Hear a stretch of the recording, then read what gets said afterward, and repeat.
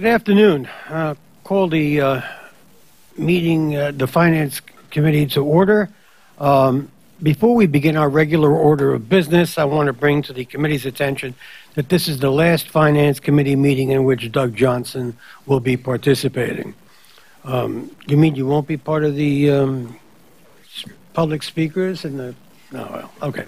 After 35 years as a member of the MTA Budget Division and 9 of those serving as director, Doug will be retiring as of this Friday. So, Doug, we thank you for your many contributions to this organization and your years of dedicated service, and we wish you the best in all your future endeavors.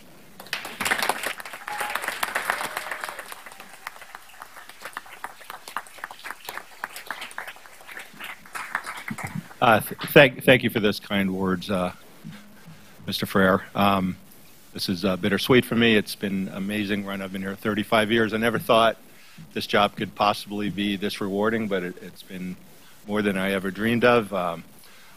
Getting to work with great people like Bob and the commissioners here who put in a lot of time that people probably don't realize necessarily. My budget colleagues are over here, and they work their tails off to put a tremendous product together, and all the people I've worked with in the agencies. It's just been a tremendous ride, and I'm so grateful and very thankful. Thank you all. I really appreciate it.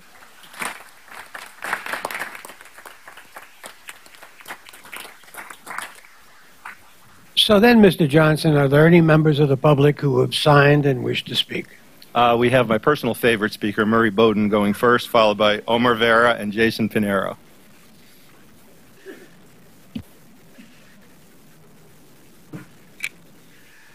It's not often I get a chance to come up here and say thank you. I've complained about a lot of things over the years, but there are people listening, and in particular the crew at Bridges and Tunnels really stepped forward and did a magnificent job on addressing one of the issues that I had with lines. But more importantly, it established the principle that there is an MTA consultant who met with me and staff, and documented the fact that the question that I raised was a good one, which now takes me out of it and puts it in the realm of the law department of each agency I deal with, because it's no longer my opinion, it's a matter of law. And a matter of enforcing the law correctly, as currently written, and how to use it in a flexible way. What happened 50 years ago was 50 years ago, and things have changed dramatically.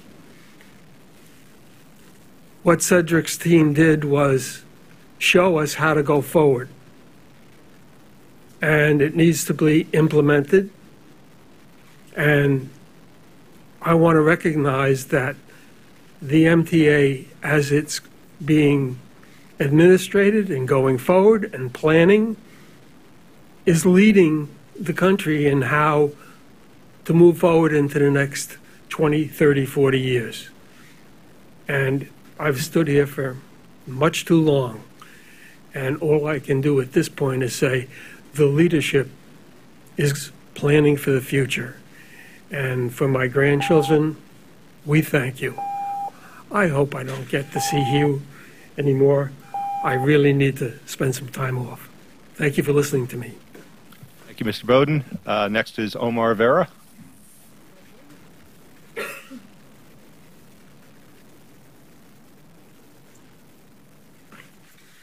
Oh, good afternoon.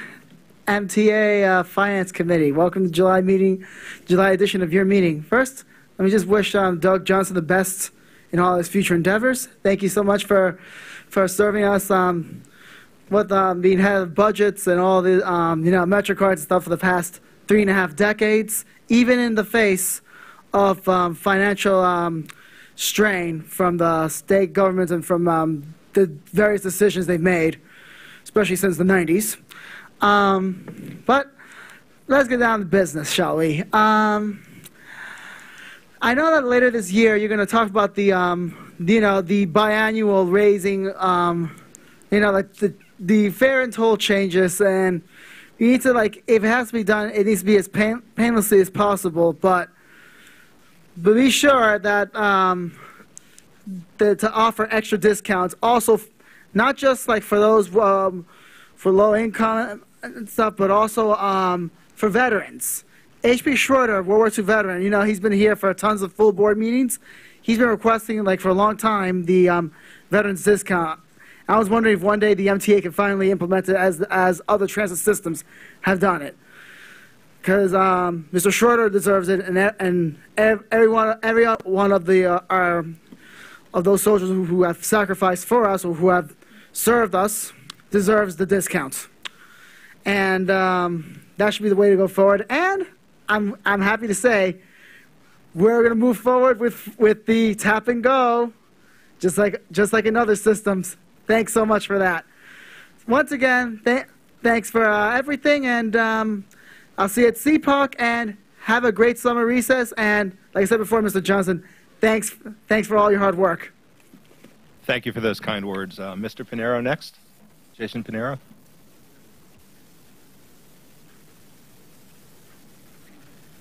Good afternoon, Finance Committee. I'm going to be very brief.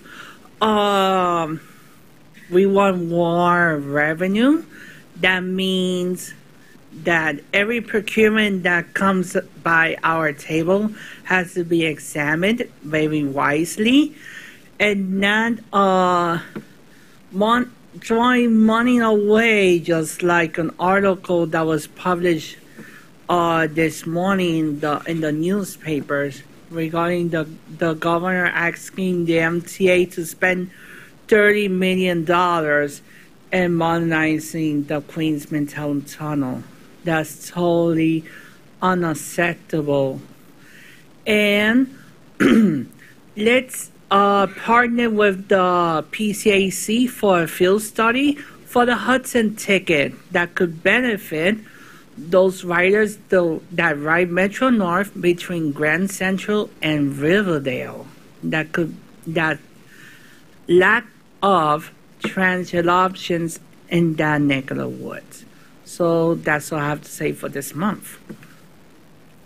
Thank you for those comments.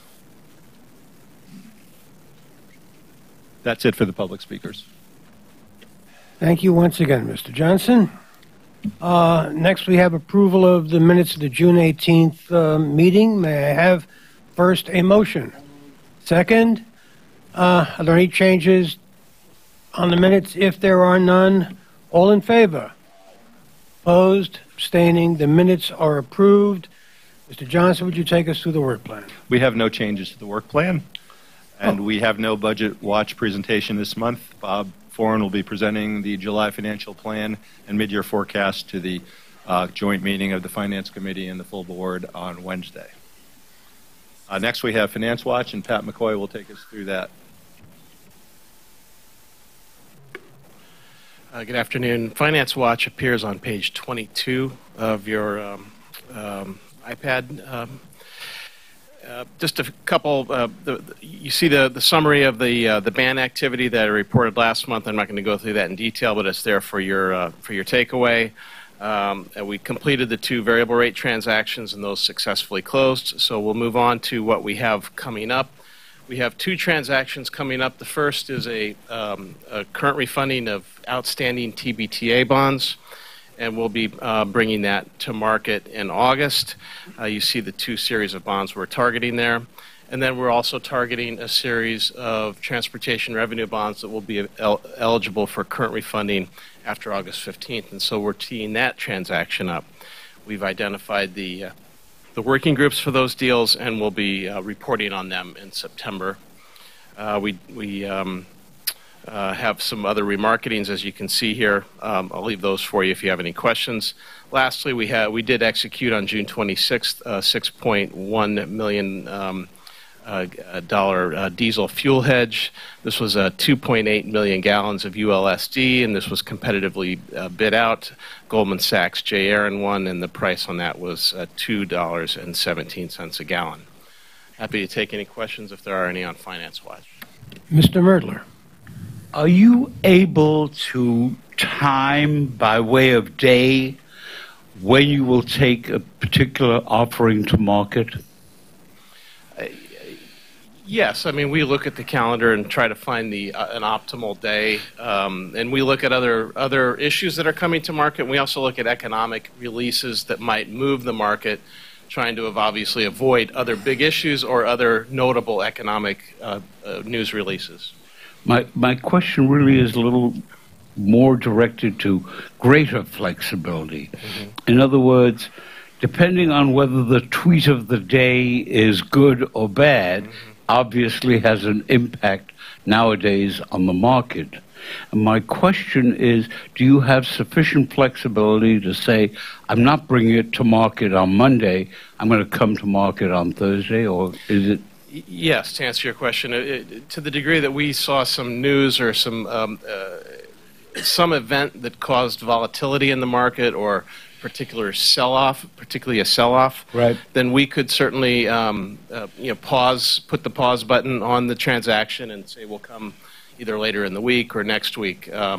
We do have a limit to I'd say about 15 days once disclosure is out, but within that window, once the disclosure is out, we do have flexibility. But again, we haven't had to exercise that, to be quite honest. My last part of that is, do you need authorization or want authorization from the board to increase that flexibility, because it clearly has impact?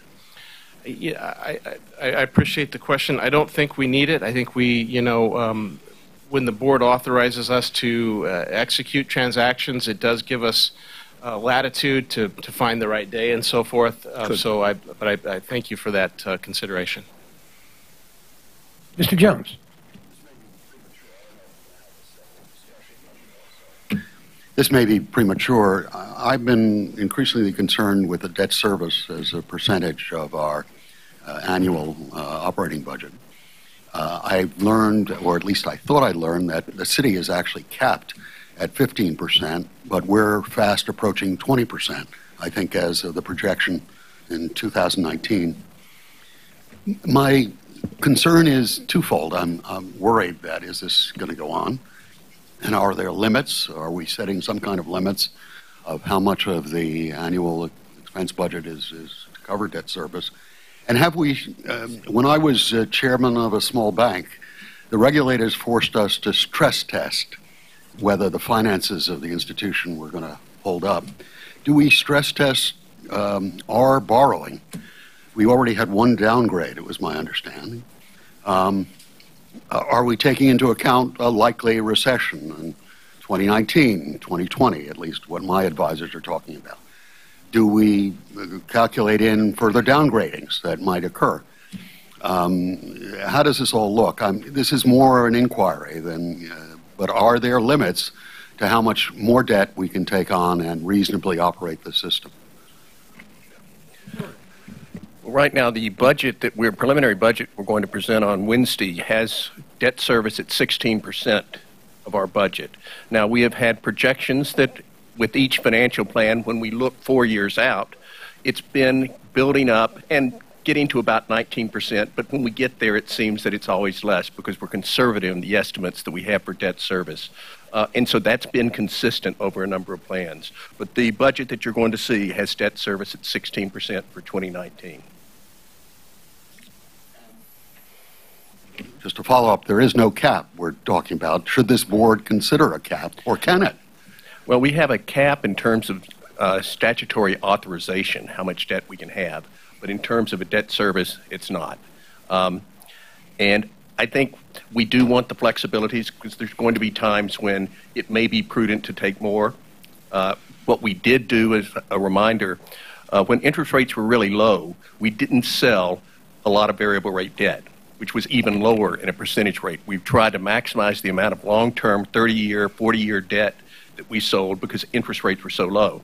Now, as we see interest rates starting to rise, it may be advantageous for us to issue some of that relatively lower variable rate debt. So what we do in finance, what we do working with budget, is we do try to assume what could happen.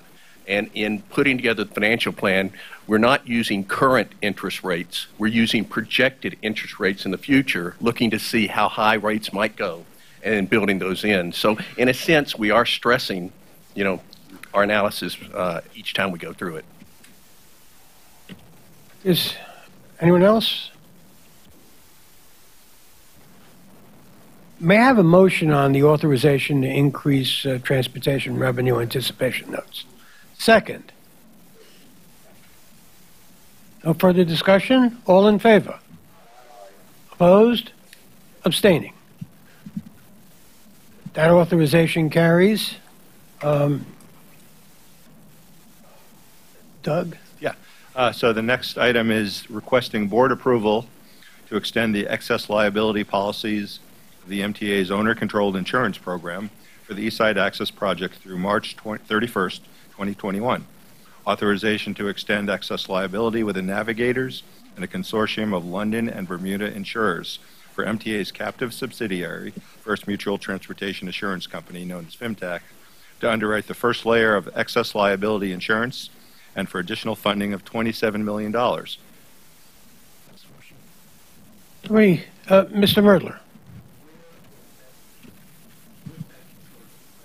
Please turn on your mic. Where is that insurance placed? Phyllis? Phyllis here? Phyllis Rackmuth is here to answer any questions on this item. Willis? Recuse? Oh, and recused? Is there anyone else? Are we ready for a vote? Has this been moved and seconded yet? No. Has it? It needs to be moved Okay. and seconded. Then all in favor? Second, opposed, abstaining. This carries. MTA financial statements for the first quarter. Yeah, so there's one report and information item. It's a draft of the Independent Accountants Review report of MTA financial statements for the 3 months ended March 31st, 2018. It will be presented and voted on at the Audit Committee meeting later today. The report is on Director's Desk, exhibit book, and also can be found on the MTA website at mta.info. And next we have David Ross with the procurements. Thank you, Doug. So for headquarters, there are 16 procurement actions for a total of $74,073,701. There are 3 non-competitive procurement actions for a total of about $3 million. One is a preferred source purchase of disposable wipes. The second is for maintenance and support of Computer Associates software, and the third is for consulting services to design a new all-agency internet portal. I should note that the Computer Associates item was pulled from last month's agenda, that additional information was added to the staff summary, and that Sid Gelino is available to answer questions if you have on that item at this meeting. There are 14 competitive procurement actions for a total of about $40.2 million. 5 are competitively procured personal services contracts. 5 are as-needed miscellaneous services contracts procured through a single RFP. 2 are modifications to extend miscellaneous services contracts. 1 modifies and extends a purchase contract, and the last modifies and extends a miscellaneous procurement action. I want to talk about a few of the procurement items that we have on the agenda for a moment. The first is the IBM item for bringing phase 2 of getting pension systems into PeopleSoft. This one will bring Certoa, Mabstoa, MTA Bus, and Long Island Railroad close plans on. It's the second of a 2-phase project to bring the pension systems into PeopleSoft. You might have noticed that there's a substantial difference in the cost between the IBM proposal and the not chosen proposal that we've received from another vendor.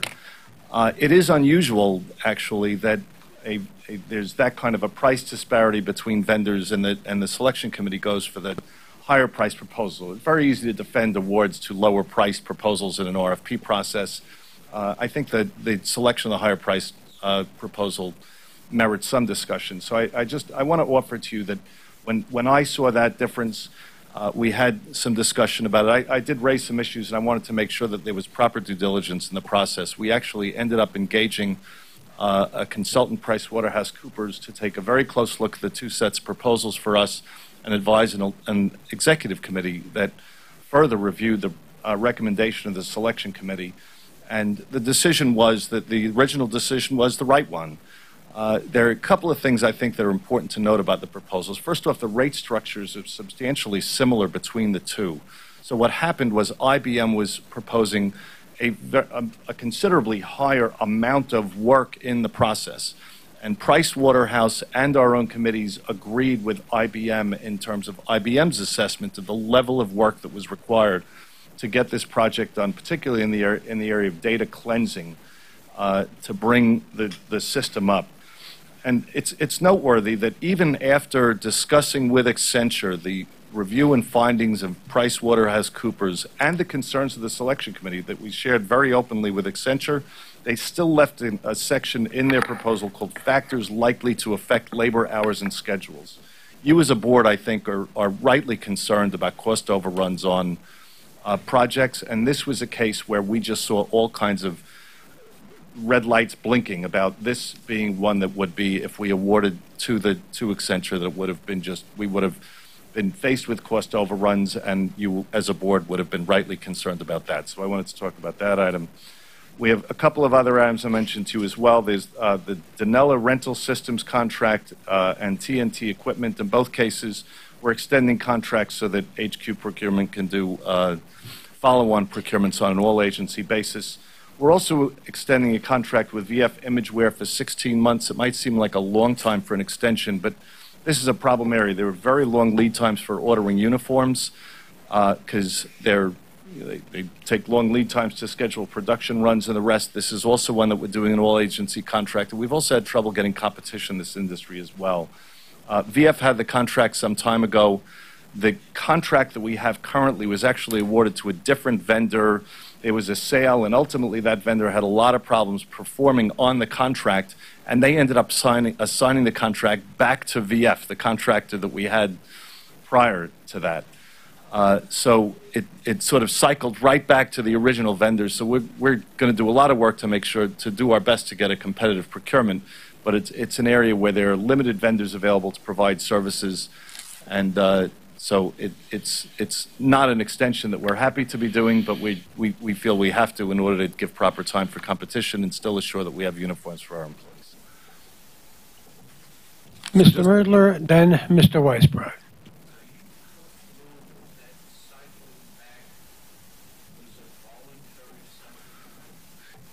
We know that the company that had the contract originally was first off having a lot of problems with performance on the contract. There were all kinds of late deliveries. So and we're pretty certain that they simply underbid. They were just unable to perform in the contract. So it was a situation where they probably would have defaulted if they didn't get us to agree to the assignment back to VF. So VF was really the only available company that had the capacity and ability to perform in the contract at the time that it was assigned. I assume you have bonds together with the bids, correct? Yes, but you hesitate. We would have. I have to check on this one. This was a transit awarded contract. I'm not sure, but what I will tell you is that it was a situation where we had a vendor that had a proven track record, had performed on this contract before effectively, and that was not happening with a vendor that we had under contract. So the assignment was accepted so that we would get a vendor that would be able to perform. And that's old news, by the way. That was done some time ago. Last question. Mm-hmm. Do you have a policy concerning the requirement of bonding? I would have to check on that. Would you let me know, please? Sure. Thank you. Mr. Weisbrot. I have a question about another item, just because I honestly just don't understand it, and that is procurement for the 6 ESCOs. Could you... For the 6? ESCOs. Oh, okay. Could you explain what we're doing here? My understanding was that for the most part, we get our power from NYPA, and that's the cheapest form of power available. Mm-hmm. Why are we entering into contracts with ESCOs, and what's the role of ESCOs compared to the munis or the public power companies?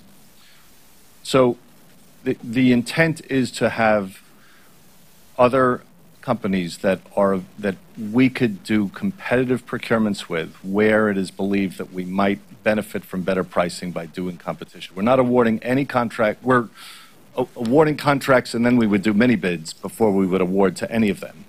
But the intent is to create an environment where we can have competitive procurements that would compete with the current provider.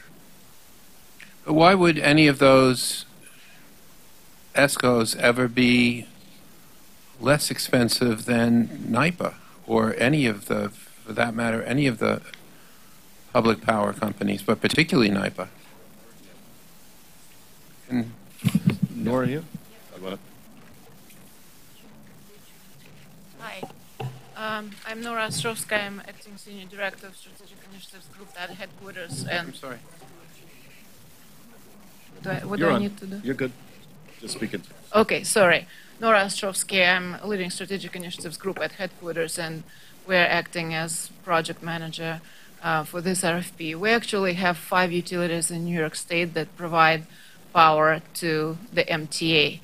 And the way NYPA is providing power to us, they're basically purchasing power. They're acting sort of like as an ESCO, in a sense, as load-serving entity, purchasing power for us in the market, in the New York Independent System Operator market.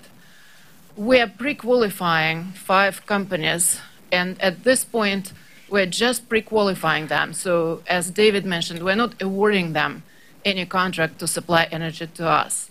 But we are creating an option for the MTA subsequently to bid out certain products that may include, for instance, just as an example, a fixed price product that we currently don't have from NYPA. Again, what NYPA is currently doing, and other utilities, they're purchasing energy for us in the market, which will be either in the real-time market or in the day-ahead market. And then they're passing that cost, obviously, to us, and, we're compensating them for the energy that they purchase to us, plus some fee for the service that they provide. So we're going to have an opportunity to bid out various energy products. We're not going to accept any of these bids unless we believe that they create savings for us going forward. Isn't NYPA a power producer?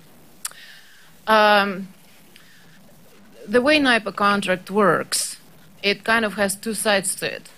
Like I said before, they're purchasing power for us in the market at market prices. That's one part of the service that they provide. In addition, they do have dedicated assets to their governmental customers. There are 11 governmental customers that NYPA is serving. MTA is one of them, the second biggest one. And these dedicated assets actually sell power in the market. And MTA, together with other governmental customers, paying the cost of running these power plants and receive revenues generated by power plants as they sell the power and capacity into the market. So that creates sort of like a natural hedge, because when the cost of the energy in the market goes up, obviously we end up paying more for the power that NYPA purchases for us in its load-serving entity capacity, but we're also getting higher revenues from the power plant that are dedicated assets to the MTA and other governmental customers. But again, those plants don't provide energy directly to us. In other words, we don't have power supply agreement with those power plants as providing energy to us. It's just sort of like more works as a financial hedge.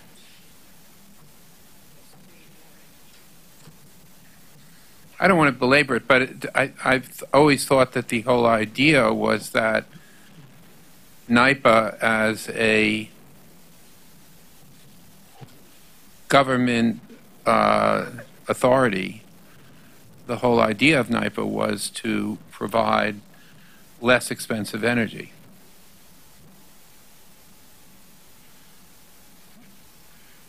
I have no comment. Okay.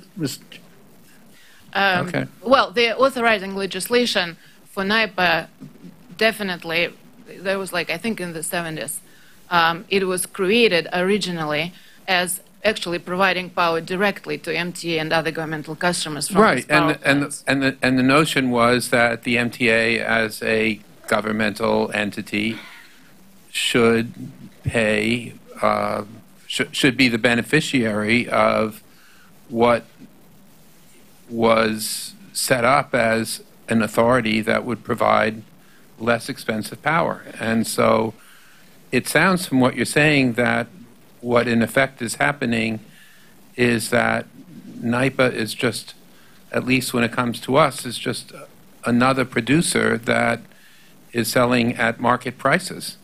They are passing through market prices to us. I have to say that obviously we're benefiting from the fact that NYPA is like non-for-profit, like they're not trying to create money. They're basically charging, like they're passing through those costs, right? So they're passing through the costs.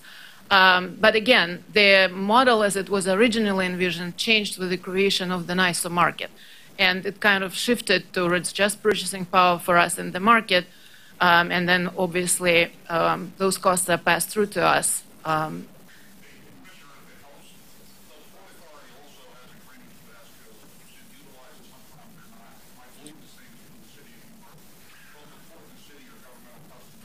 Yeah, I mean, that's honestly, that's why I asked the question, because I thought the whole notion was that that these governmental entities, the city, the Port Authority, the MTA, and occasionally even some private entities would get less expensive power. And from what I'm hearing, that is not particularly the case. Well, it's not always the case out of the third order, right? The, was it 11 governmental customers? Yeah. Will usually buy from NYPA, but there are cases where the city and the port and others will take advantage of escrow deals if they're better than the NYPA for a particular product. Right, and also we actually tried this model in Metro North service territory outside of the state of New York. We actually bid out a small contract this way, and it generated savings. So again, we are creating an option here. We're going to try and bid out some subset of our accounts. If we feel it's not cost effective compared to what we're getting from NYPA, obviously we're not going to go for it. Right now, we're not, just to make clear that we're not awarding any specific contracts. I just wanted to understand it. I'm not sure I do, but thank you. Okay, are there any other questions on the headquarters procurements? Hearing none. I didn't finish just one part of just the last part that they're going to be voting on. Please go ahead. Sorry about that. There are 4 procurement actions for ratification pursuant to Executive Order 168 and its extensions for a grand total of about $30.9 million. One is submitted on behalf of LIRR, 2 are for New York City Transit, and 1 is for MTA HQ. I needed to get that. May I have a motion to approve? Second. Are there any comments, further discussion? Hearing none, all in favor? Opposed? Abstaining? Procurements carry. Okay, so for M&R, there's a request to use the design-build RFP process to procure new diesel DC electric locomotives. Is there a second? Any questions or comment? Hearing none, all in favor? Opposed?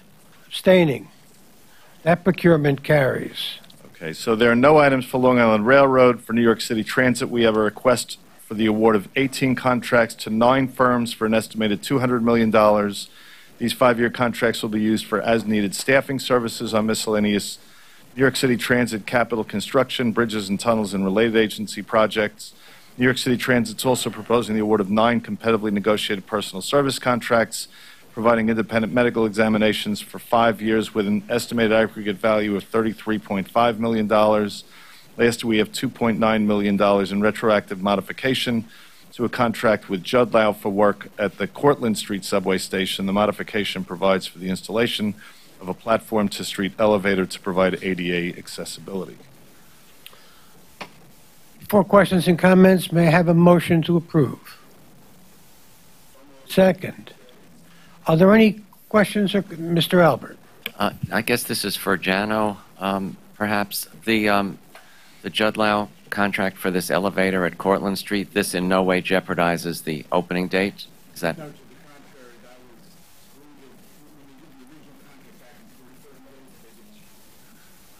They did the original contract back in Port Authority days. They didn't know when the north end of the station would be completed. Yeah. They didn't include this scope. Now we're adding. Great. Thank you.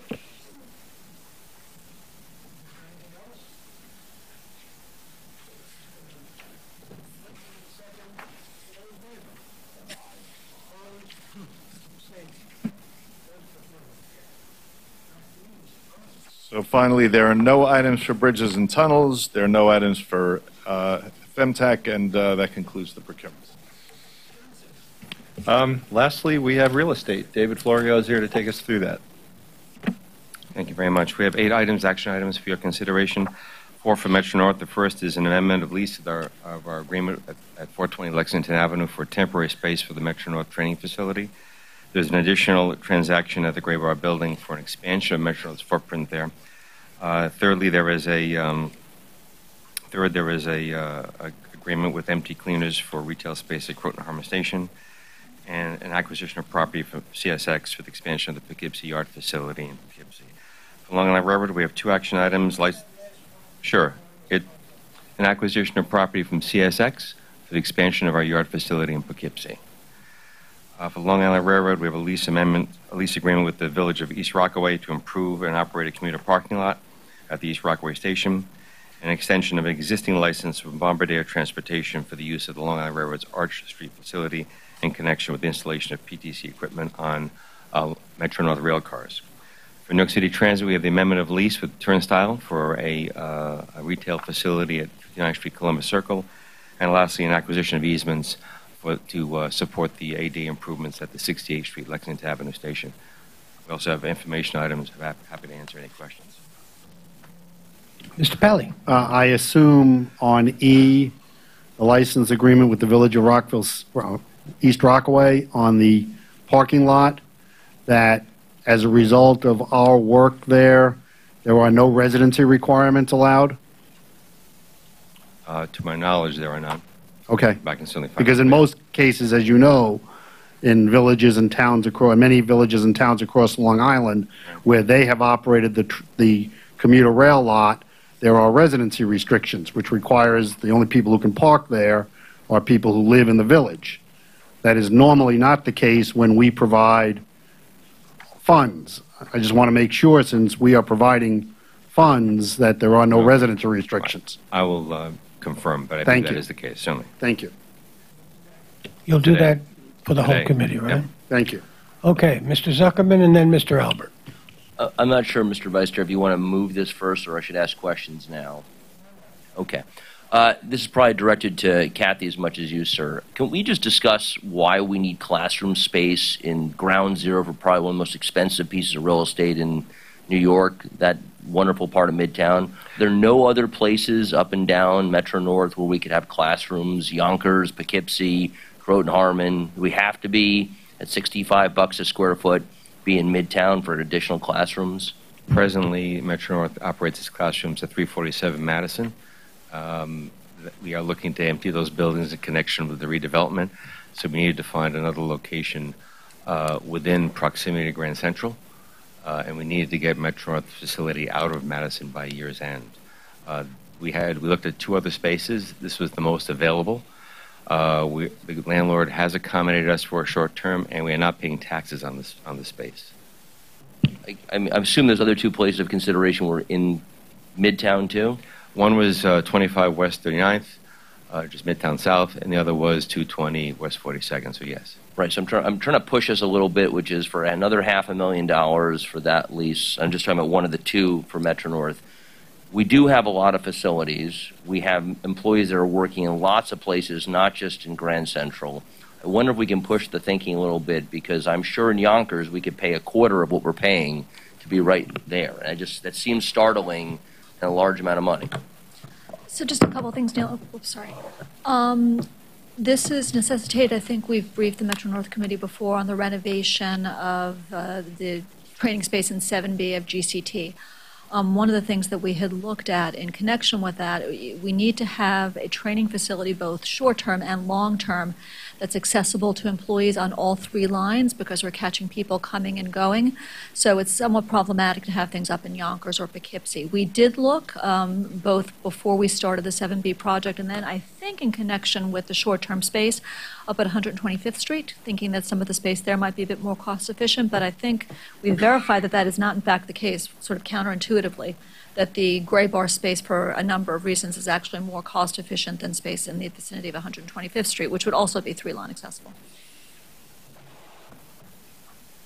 Is there anyone else? Mr. Albert. I guess this is for you also, Kathy. Why, unless this is the only facility and the only place, why are Metro North cars being serviced either for PTC installation or something else at the Arch Street facility? How do you get them back up to Metro North over the Hellgate Bridge? That's how you do it? Yeah. Essentially, I mean, this is sort of an unrelated question, but I mean, we have had a good bit of success in terms of the PTC installations by Bombardier, which is why we had extended them to the M3 fleet as well. This is yet another example of our pulling out the stops to try to get the PTC installations in place as quickly as possible. So if those cars were destined for the Hudson line, you'd have to take them to New Rochelle, then all the way down to Melrose, and that back up again? Yeah.